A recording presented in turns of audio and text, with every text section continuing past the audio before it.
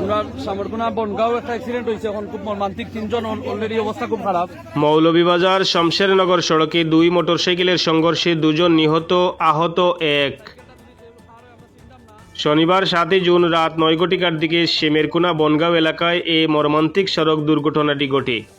নিহতরা হলেন শেমেরকুনা গ্রামের আনখার মিয়ার ছেলে জুবেদ মিয়া 22 ও কমলগঞ্জ রহিমপুর ইউনিয়নের রামচন্দ্রপুর গ্রামের হারিস মিয়ার ছেলে কামরুল মিয়া 18।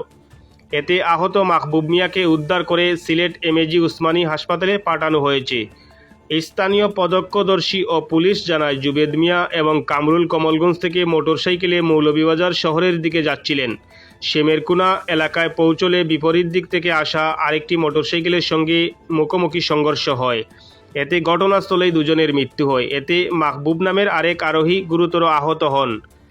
আহতদের উদ্ধার করে মৌলভীবাজার সদর হাসপাতালে নিয়ে আসলে জরুরি বিভাগের কর্মরত চিকিৎসক জুবেদ মিয়া ও কামরুল মিয়াকে মৃত ঘোষণা করেন। আহত মাহবুব মিয়ার অবস্থা আশঙ্কাজনক হওয়ায় তাকে উন্নত চিকিৎসার জন্য Sylhet MAG Usmani medical college হাসপাতালে রেফার করা হয়।